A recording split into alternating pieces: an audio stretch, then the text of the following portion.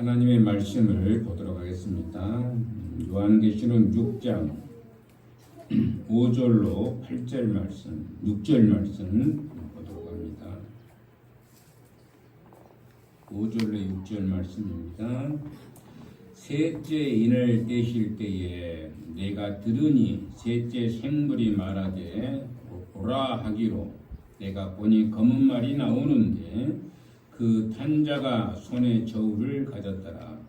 내가 내 생물 사이로부터 나는 듯한 음성을 들으니 이르되 한 데라논에 밀 한 대요 한 데라논에 보리 석 대로다. 또 감람류와 포도주는 해치지 말라 하더라. 아멘. 셋째 해를 띠는 첫째인, 둘째인, 셋째인, 일곱째인까지 나타나게 되는 것을 봅니다. 요한 사도가 지금 인을 떼신다고 하는 것은 마지막 때 일어날 때를 가리켜서 하는 말씀은 아닙니다. 마지막 때 일어날 때 이렇게 이런 일이 있어질 것이다 라고 하는 것은 아니고 마지막 때를 향해서 나아가는 사건들, 마지막 때가 이제 우리에게 오겠죠. 각 개인에게도 오는 수가 있고 전 우주적으로 이제 마지막 때가 오게 될 줄로 압니다. 정말로 마지막 때는 전 우주적으로 이제 마지막 때가 임하게 되는데 이 마지막 때를 향해서 나아가는 사건들을 그런 징조들을 쭉 서술하고 있는 것을 볼 수가 있습니다. 이렇게 인을 뗀다고 하는 것은 책을 펴기 위한 그런 준비 작업이라 하면 어쩌면 적당한 표현법이라 이렇게 생각할 수가 있습니다. 오라고 하는 음성이 퍼지자 검은 말이 그 명령에 따라서 등장하고 그 탄자의 손에는 저울이 있다라고 합니다. 저울이 있습니다. 저울이 있다고 하죠. 이 말을 타고 등장하는 사람에게 저울이 있다. 뭔가를 이제 무게를 재겠다라는 얘기죠. 무게를 잰다는 얘기가 되는 겁니다. 사도 요한은 지금 동일한 사건을 여러 가지의 그 상징을 통해서 말씀을 전하고 있습니다. 말씀을 하고 있는 것이죠. 여러 가지 상황, 같은 일을 여러 가지 이런 얘기를 해서 말을 타고 저울, 검은 말, 또 저울, 또 이제 여러 가지 또 그 뒤에 보면은 이제 밀, 또 보리, 또 감람나무 또는 포도나무 같은 것 이런 것들을 얘기하면서 이제 마지막 때에 가는 과정 속에서 이런 얘기를 수도 없이 이렇게 얘기하고 있는 것을 볼 수가 있습니다. 그래서 이 네 생물 사이에서 나는 듯한 음성이나 저울이나 모두 그래서 동일한 의미를 가지고 있다 이렇게 얘기하는 것입니다. 요한이 들은 음성은 6절에서 말씀하고 있듯이 한 데라논에 한 대요, 한 데라논에 한 대요, 한 데라논에 보리 석 대로다 이렇게 합니다. 석 대가 된다. 석대. 한 데나리온에 석 대. 아마 밀이 더 싼 모양이에요. 밀이 더 비싸고 보리가 더 싸고 그래서 한 데나리온에 이제 밀은 한 대 그리고 보리는 석 대로다 이렇게 얘기를 하고 있음을 봅니다. 이 저울이나 그 음성을 볼 때에 가난을 상징하고 있다. 또 기근, 어려움, 배고픔 이런 것들을 상징하고 있지 않겠나 이렇게 생각을 할 수가 있습니다. 말을 탄 자가 손에 저울을 들고 있다는 것은 흔히 볼 수 있는 장면은 사실 아니죠. 말을 타고 있는 자가 저울을 든다? 좀 이상하지 않습니까? 굉장히 이상한 표현을 쓰고 있는 것이죠. 말을 탄 자는 보통 활이나 칼을, 창 이런 것들을 이제 들고 전쟁터에 가기 위해서 나타나는 그 모습이어야 했는데 참 이렇게 말을 탄 자가 저울을 들고 나타난다는 것은 영 그 모습이 좀 깨림직한 모습이 있지 않겠는가? 아닌 것 같은 그런 이것은 아니다라고 할 수 있는 생각이 들 정도로 이제 말을 탄 자가 검은 말을 탄 자가 이제 저울을 들고 나타나는 것이라 이렇게 볼 수 있습니다. 이렇게 저울을 들고 나타났다는 것은 실제 상황에서 볼 수 있는 모습은 아니지만 하나님의 뜻에 대행하는 하나님의 뜻을 대행하는 하나님 뜻을 이제 대행하는 세 번째 사자가 하게 될 일을 상징적으로 보여주기 위해서 요한이 환상 가운데 본 사건 상징적으로 지금 보여주고 있는 환상을 얘기하고자 하는 것입니다. 손에 들린 저울은 구약의 예언의 배경에서 그 손에 들린 저울이 상징하는 의미를 대충 알 수가 있어요. 저울이 어떤 것을 상징하느냐 하는 것을 대충 알 수가 있는데 레위기 26장 27절을 한번 우리가 읽어보도록 하겠습니다. 내가 너희가 의뢰하는 양식을 끊을 때에 열 여인이 한 하덕에서 너희 떡을 부어 저울에 달아주리니 너희가 먹어도 배부르지 아니하리라. 여기 저울에다가 제가 빨간색으로 이렇게 기록을 했습니다. 저울에 달아주리니 너희가 먹어도 배부르지 않는다. 하덕에 10사람이 이렇게 하나덕에 10사람이 이렇게 저울에다 달아준다는 거예요. 굉장히 힘들다는 얘기입니다. 엄청 고통스럽다는 얘기죠. 10사람이 조그마한 거 가지고 10사람이 나눠 먹는다는 것이 얼마나 힘들겠습니까?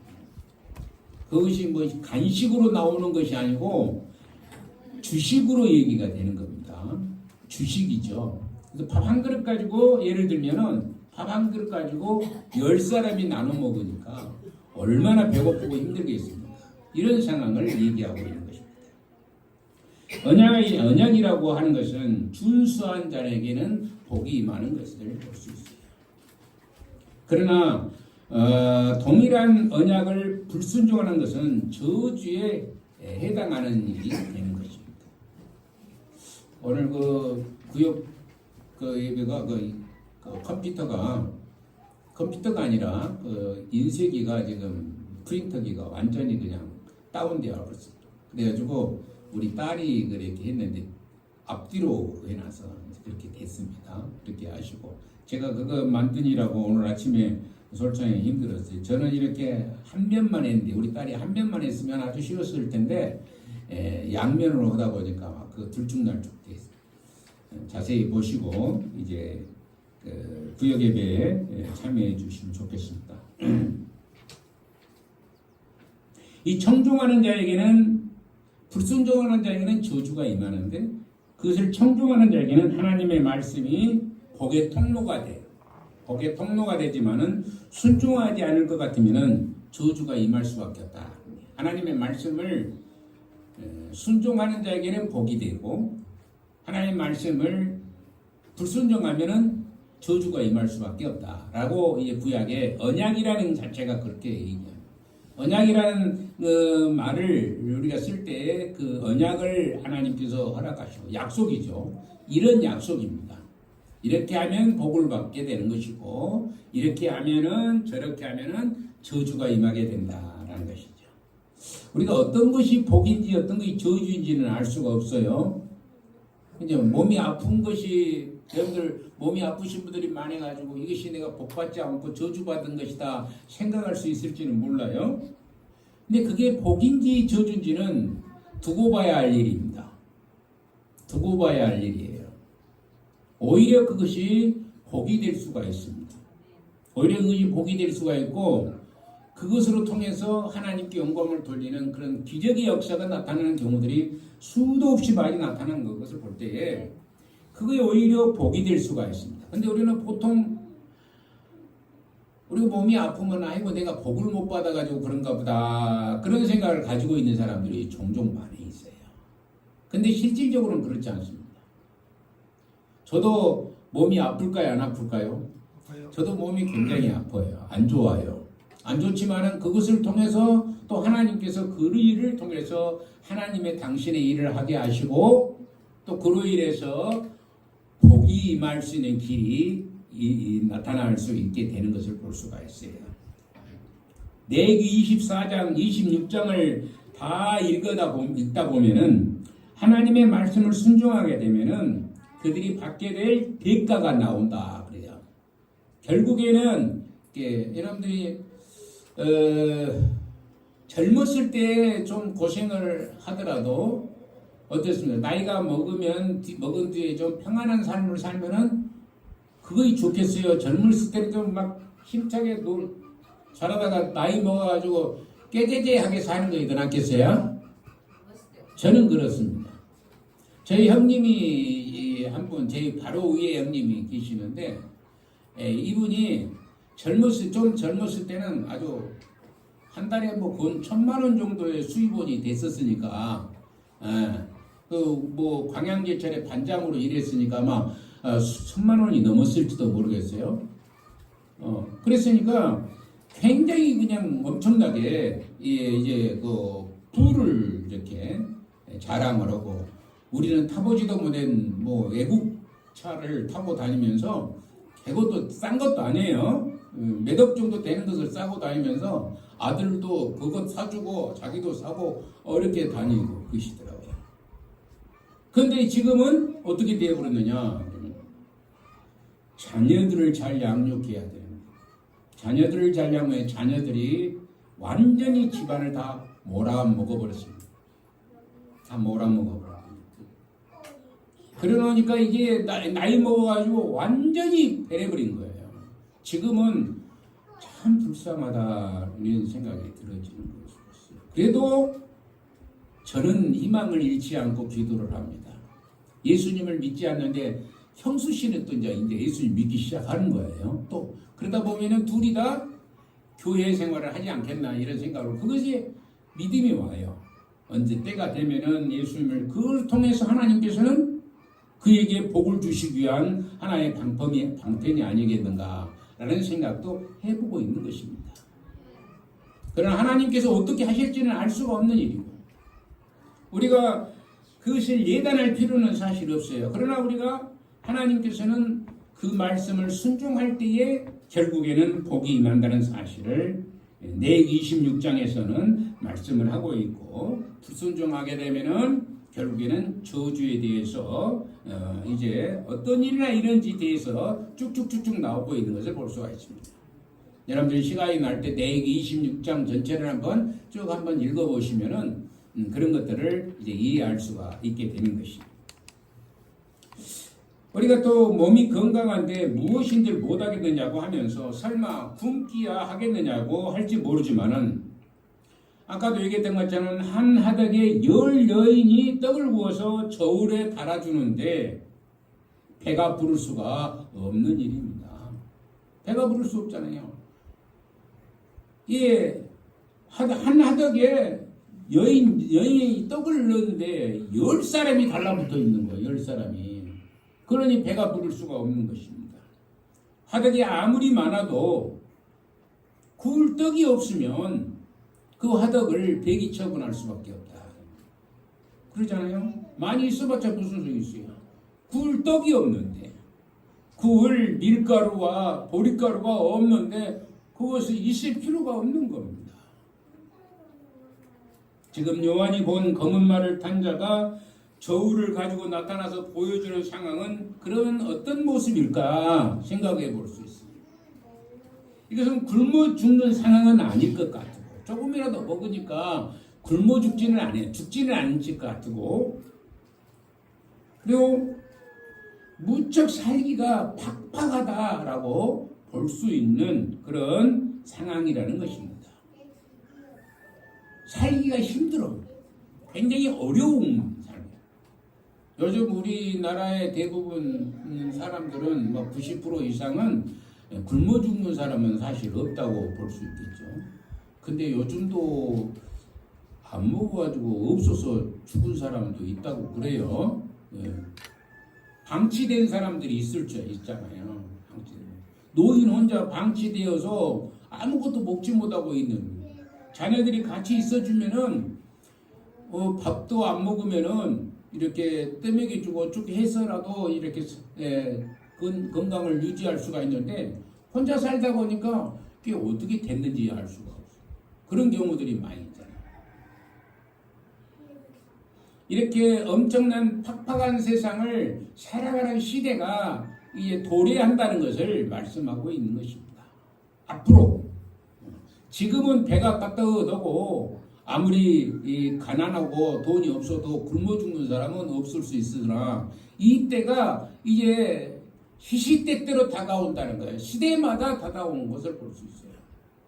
우리나라도 과거에 이렇게 엄청나게 배고픈 시대가 있었습니다. 여러분들 1990년도에 우리나라 GNP가 얼마냐? 60달러예요. 60달러.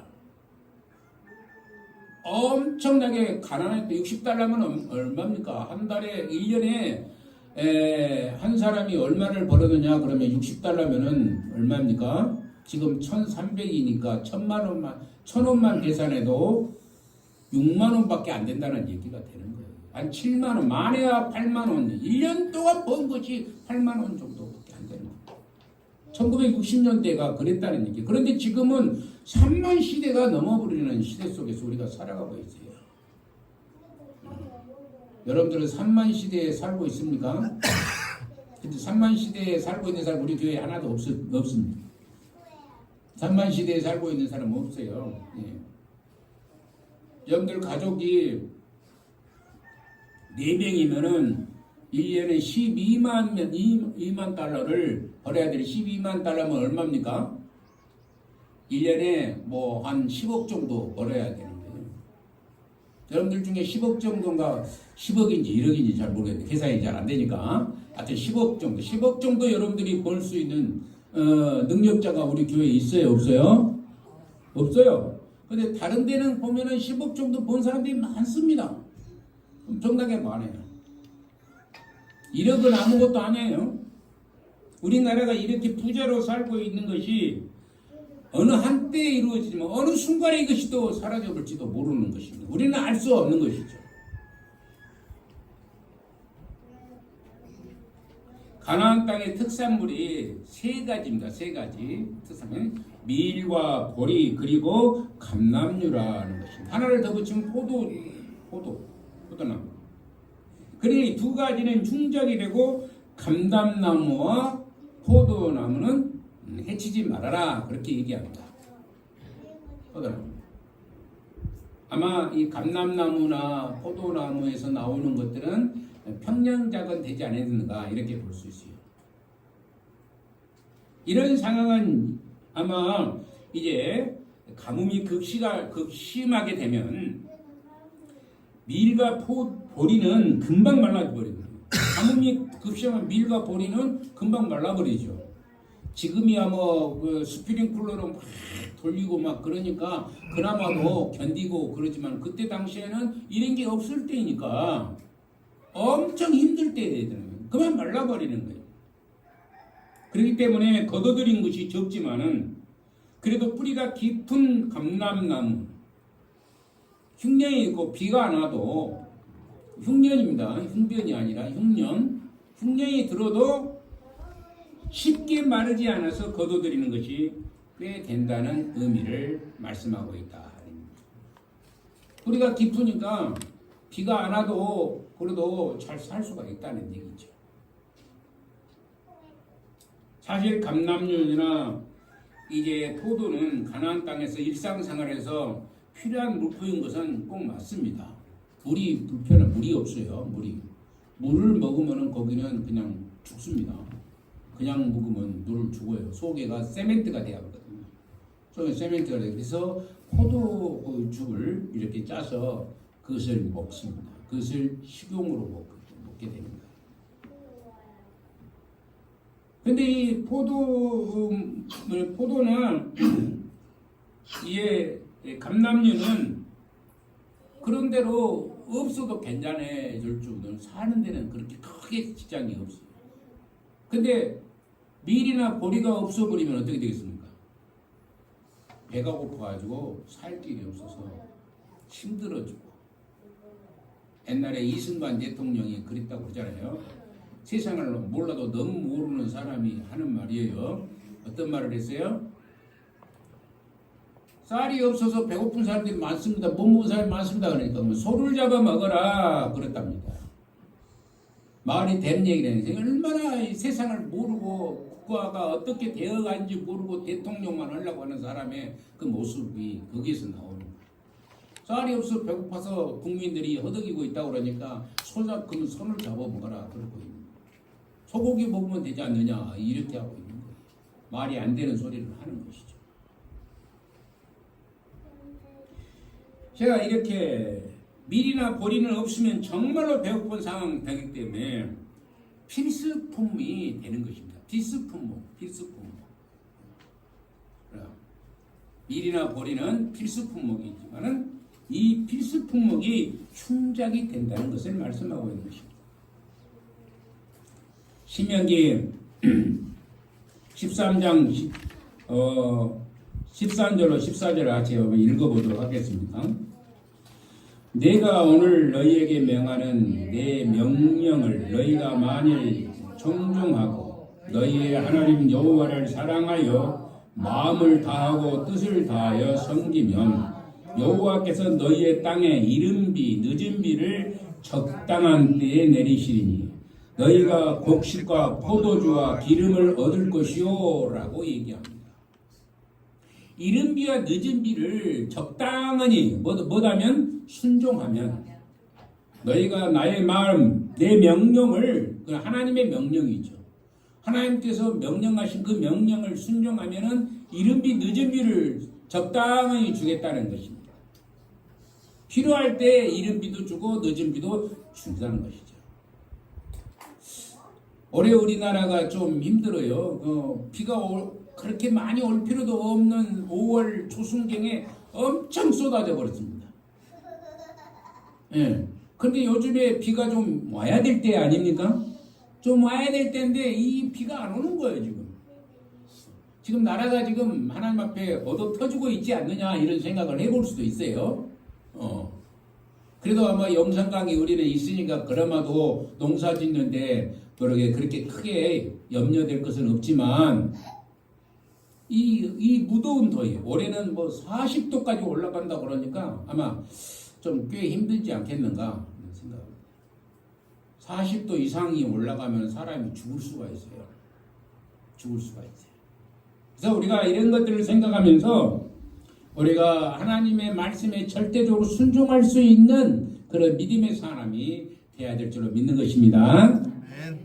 그 다음에 반대로 지금 얘기하는 것이 신명기 18장 45절, 47절과 51절 말씀입니다. 한번 같이 읽어봅시다. 시작.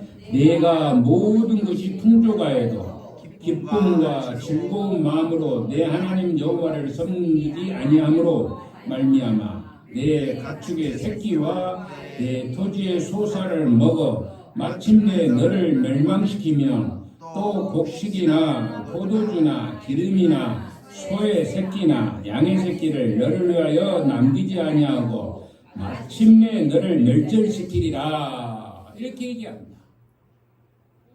왜요? 즐거운 마음 여호와를 섬기지 아니함으로 말미암아 이런 어려운 시련이 다가오게 된다라는 것을 내기에서 말씀하고 있는 것입니다. 그 내기 그때 그 당시 이스라엘 백성들에게 지금 말씀하는데 그 당시에 있었던 일을 지금 얘기한 것이 아니라 앞으로 그렇게 되니까 어떻게 살아라 그러냐 하나님의 말씀을 순종하면서 살아라 그런 얘기를 하고 있는 것이죠. 사람이 배고프면 다른 체면이 있을 수가 없습니다. 배고픈데 체면 차리는 사람 있어요? 다 참아도 배고픈 것은 못 참는 거예요.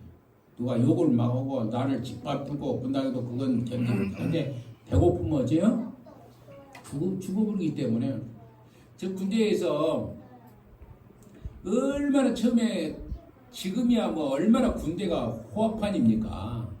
근데 제가 군대 갔는데 훈련을 엄청나게 시키는 굴러라 일어서라 굴러라 눈과 비가 섞어서 오는데 제가 11월 달에 갔으니까 눈과 비가 막 섞어가지고 황토길에 황토에서 막 굴려버리게 배가 짠뜩 고파요. 밥을 근데 이렇게 많이 주면은 좋겠는데 많이 준 게 아니라 요만큼 줍니다. 요만큼 진짜 요만큼 줘요. 이만큼 주는데 얼마나 배고픈지 알 수가 없어요. 그러니까 뭘 뒤지느냐? 뭘 뒤져요? 짬밥통을 뒤지는 겁니다. 짬밥통에 뭔가 있는가 보자 그래. 뒤집으면 거기에 뭐 무덩어리가 이렇게 큰 놈이 나오는 거예요. 그걸 먹어버리는 거예요. 짬밥 속에 있는 거예요. 먹습니다. 여러분들 안 먹을 것 같았죠? 배고픈데.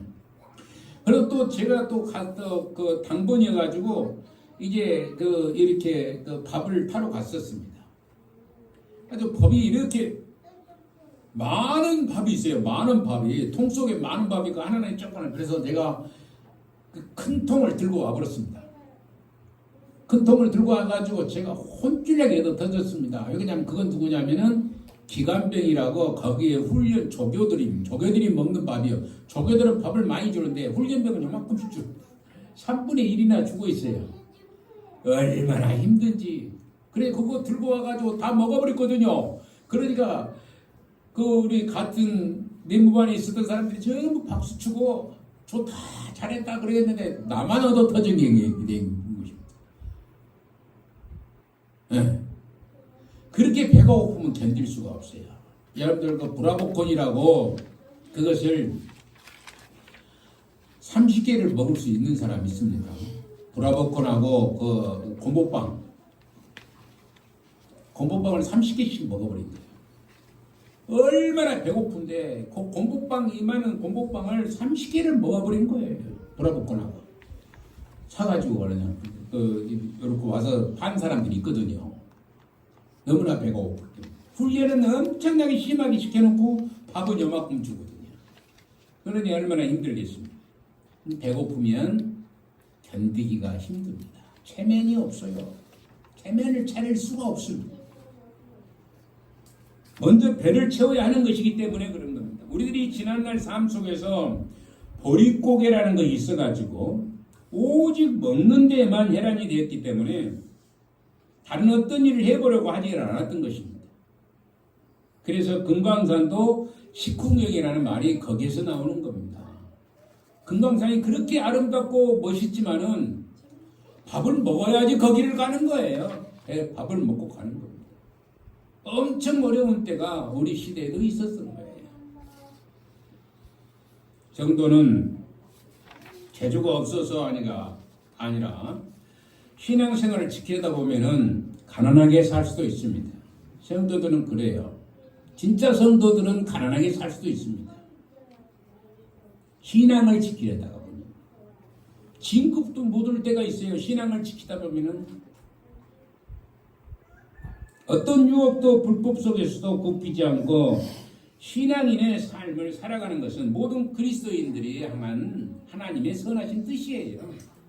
하나님의 뜻은 뭐냐면은 우리가 참 그리스도인으로 선하게 살아가는 거예요.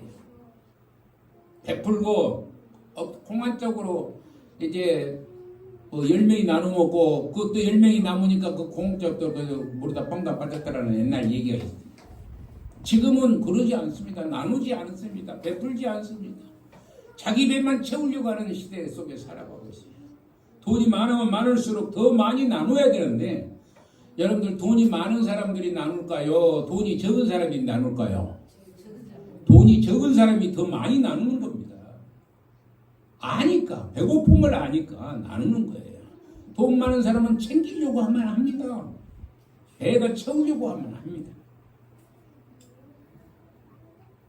어떤 혹독한 어려움 속에서도 경제적인 압박 속에서도 타협하지 않고 신앙생활을 따라 사는 것이야말로 우리 모두를 향한 하나님의 선하신 뜻인 것입니다. 우리가 믿음 안에서 온전한 신앙생활을 감당하기를 소망을 드리는 것입니다. 찬송가 하나 부르시죠.